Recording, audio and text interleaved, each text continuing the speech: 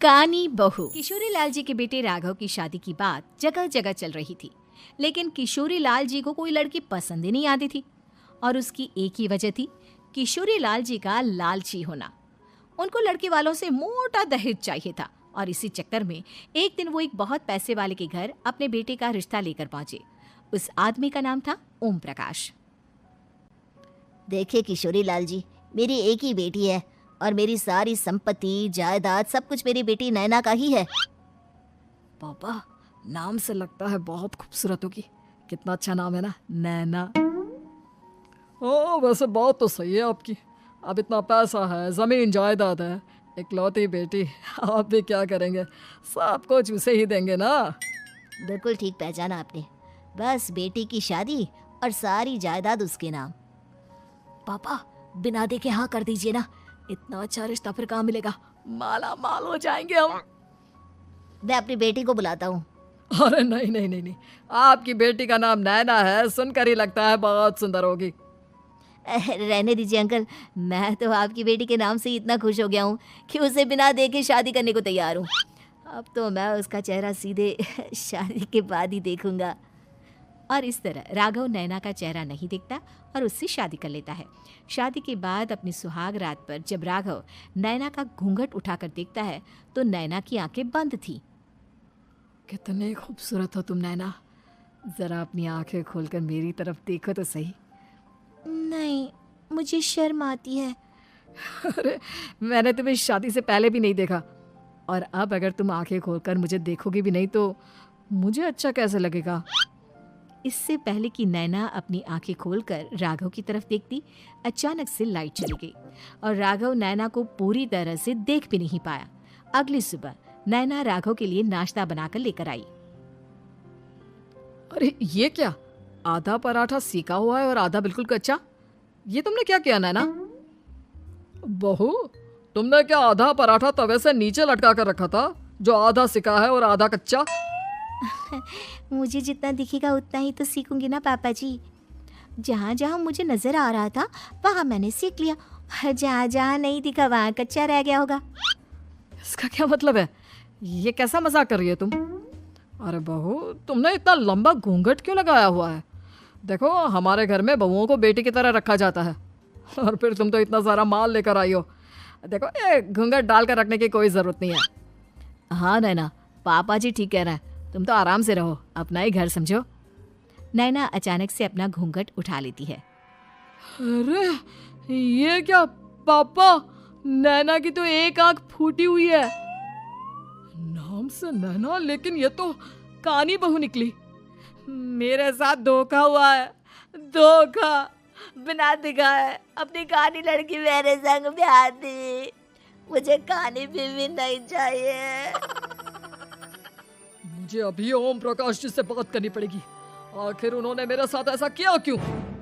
अरे, आप लोगों ने ही तो पापा से कहा था कि आप लोग शादी से पहले मुझे देखना नहीं चाहते।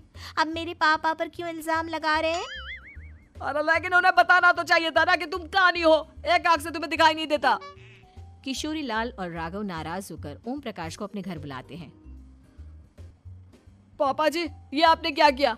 शादी से पहले बताया क्यों नहीं कि नैना की आंखों में परेशानी है?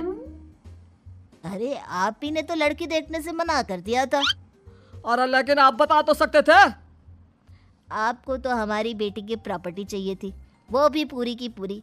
अब क्या हुआ अगर उसे आधा दिखाई देता है? प्रॉपर्टी तो आपको पूरी मिल गई ना। अरे ये क्या बात हुई?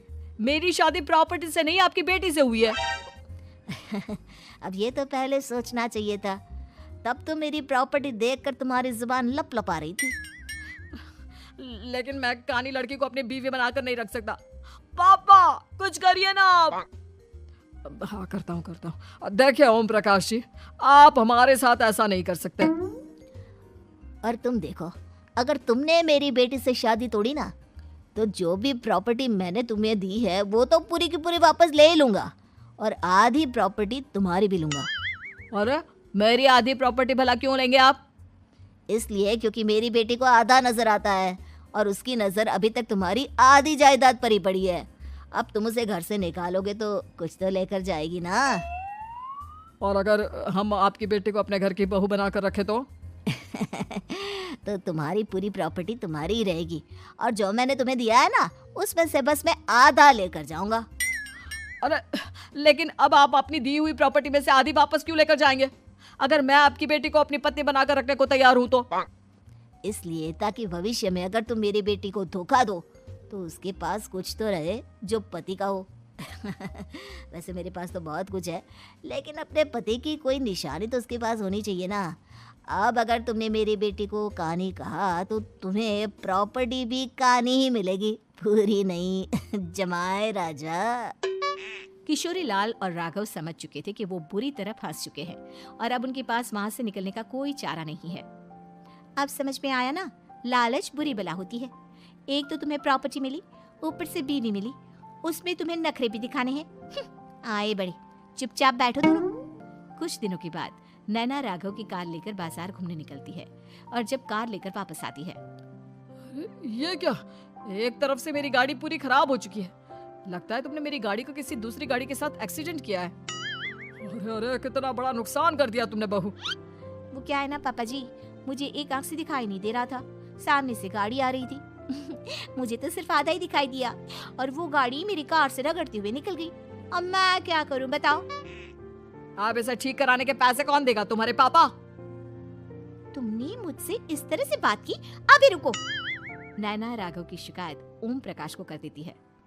देखो राघव, अब जो मेरी आधी प्रॉपर्टी तुम्हारे पास थी ना उसमें से आधी और मैं लेकर जाऊंगा, क्योंकि तुमने मेरी बेटी को डांटा। अरे नहीं नहीं पापा जी, गलती हो गई, माफ कर दो। गलती की तो कोई गुंजाइश ही नहीं। अगली बार मेरी बेटी को डांटा तो बची हुई आधी में से आधी और ले जाऊंगा। लालच के चक्कर में हम दोनों ने बहुत बड़ी गलती कर दी बेटा। एक तो तुम्हें कानी बहू मिली और ऊपर से जो माल मिला वो भी काना। इस तरह राघव की हर एक गलती पर ओम प्रकाश उसकी प्रॉपर्टी का आधा आधा हिस्सा लेकर अपना सारा माल वापस ले गया और राघव को कानी बीवी से काम चलाना पड़ा। भाई लालच वाकई में बुरी बला है।